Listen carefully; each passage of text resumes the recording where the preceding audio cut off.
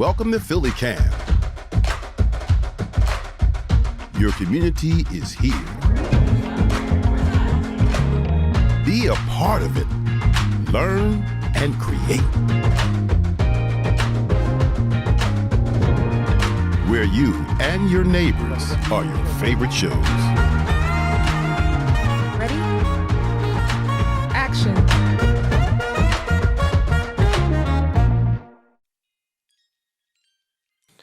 In an intensive 4-week course, young people from the Youth Conflict Specialist Program of Temple University participated in the Philadelphia Commission on Human Relations, or PCHR's, first Youth Ambassador Program. Through this intensive series, the Youth Ambassadors learned to understand the city's civil rights and protections against discrimination, and how the skills they learned as conflict specialists are used to address community tension and neighborhood conflicts. They received training in bias awareness and how to stand up against hate, and met some members of the PCHR's Interagency Civil Rights Task Force to hear about the importance of partnerships in creating peace. They even had the opportunity to listen and ask questions to leaders in law enforcement, public safety, and youth engagement at the Put Them Johns Down Summit on Gun Violence. Finally, through PhillyCAM, the young youth ambassadors gained media literacy by taking their new knowledge of PCHR's work and mission to create media messages that would resonate with peers and the community. Let's take a look. I think a lot of people have misconceptions about what conflict really is and what it looks like to resolve a conflict. I'd say for me, at this point, conflict is something that I look at as like an opportunity for growth. I deal with it a lot every day. Mm-hmm. Like gender roles, my ethnic background, household, family. It's a lot goes on. Everybody's affected by it, positive, negative. What's up, everybody? It's Tati. I'm with PCHR, and I have some of my fellow youth ambassadors with me today. So today we have Yandel. What's up? And we have Katie. Hey guys. Today you'll be joining us to help navigate and explore conflict and understand it, while learning to diffuse or manage it as well. We hope to empower the young voices to foster empathy so that we can light a match and spark endless opportunity for you and others. So how do you think, since being in this program, the ways that we've resolved conflict has changed, maybe from when we have started high school to now since we've been in this program? For me, specifically, it took me a long place. I had anger issues, for one, so that wasn't good. I talked back to everybody, I was really disrespectful, and you wouldn't even think so, but I was. But this program specifically for me really helped me be able to understand others and myself, because it was good that I knew what triggered me and made me want to act this way. So once I figured myself out, it helped me be able to resolve other conflicts with me and others. I didn't have this program when I was in high school. I came to it when I was in college, and I still wasn't the best at dealing with conflict. Like, at the time when I got, this internship, I was actually dealing with a conflict that I'd never experienced, like, not knowing what to do in a conflict before. And this program really helped me, like, navigate that and figure out that, like, I can take, like, a different route to this and, like, communicate. Mm-hmm. So, yeah, I think if anything now, this program has helped me learn how to protect my peace, for sure.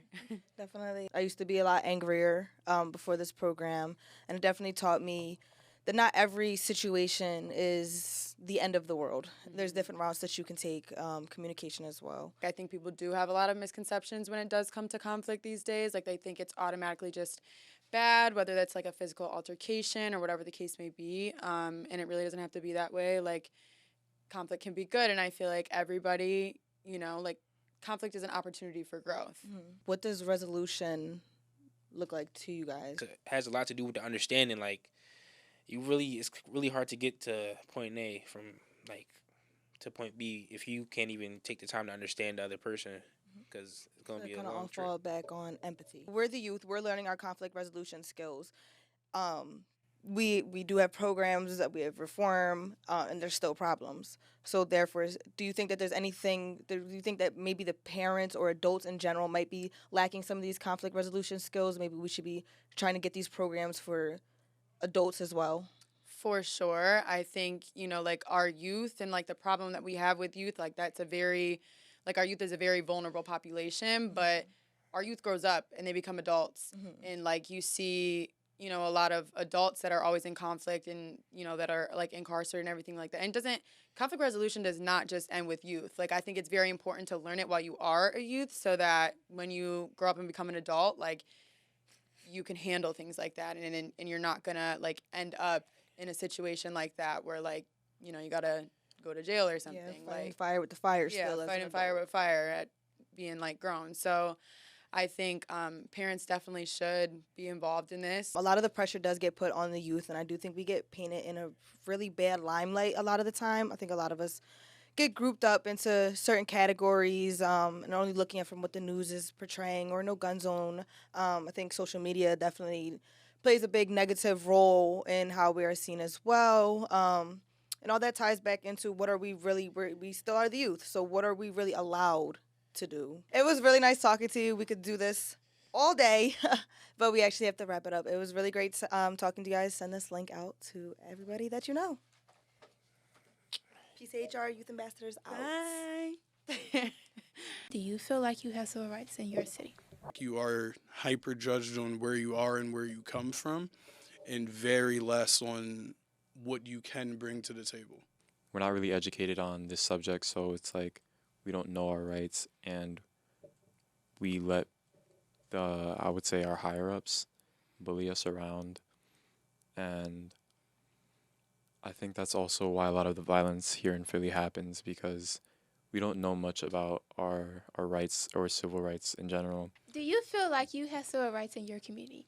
Hi, I'm Layla, and I'll be your host for today. And we're going to talk about civil rights. And I'm with my fellow co-host. I'm Dante.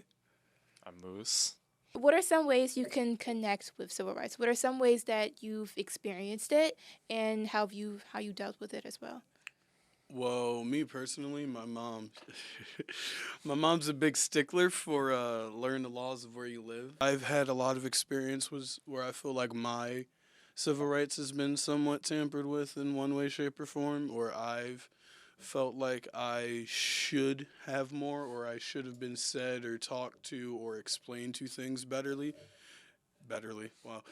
And I just wasn't.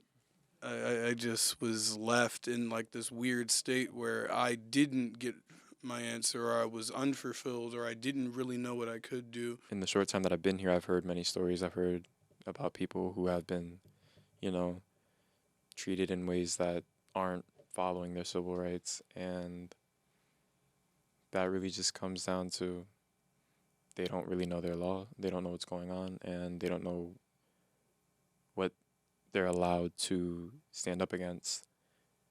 I think it's just, like I said, our school system isn't really telling us much about it.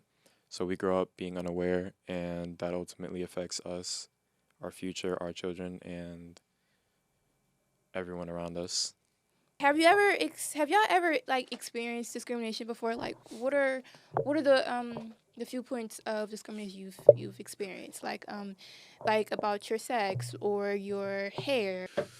Went to this private school, and they just really hated certain types of hair. So, like, I had cornrows at the time. They wanted me to take out my cornrows. You couldn't have braids. You couldn't have dreads. You couldn't have dyed hair. You really couldn't do much of anything with your hair. Had to be a natural hair color. Had to be straightened, or, like, it wouldn't allow you to have an afro, but, like, if your hair was just curly and you didn't, like, pick it out or anything, they would allow that. It was like, very weird guidelines, but it felt weird to me because, like, I was coming to the school with cornrows, like Riley Freeman, all out, just cornrows, white beater, all that, just fully readied out, and they took that away from me, and I personally felt bad about that because, like, I really liked being Riley Freeman at that point in my life.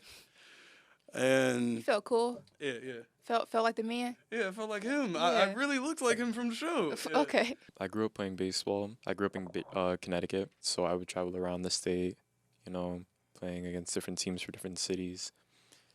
And we definitely did experience it as a all, you know, colored team. And us just walking onto the field was more of a, I feel like people just looked at us just because we were from Bridgeport, and the way that we looked, they looked at us as if we were just thugs and stuff, that we were just, you know, really bad children. And I feel like that happened a lot to us throughout our time playing. It's more of an open type of discrimination, and it's like, Like, how do they feel so comfortable saying it? yeah, it's very open against all of us.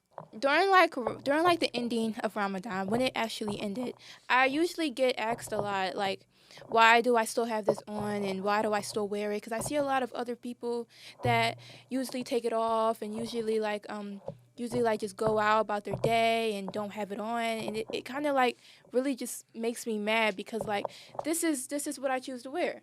And that I'm comfortable in it. Like, just because you see other people doing it does not mean I have to take it off. Does not mean I don't feel comfortable in it. Does not mean it's my religion. And people really have to sometimes educate themselves about the religion themselves before they ask a person a question. Especially just coming at a person and saying, "Why do you still have that on?" I have it on because it's a part of my religion, and it's just what I wear. Yeah, definitely.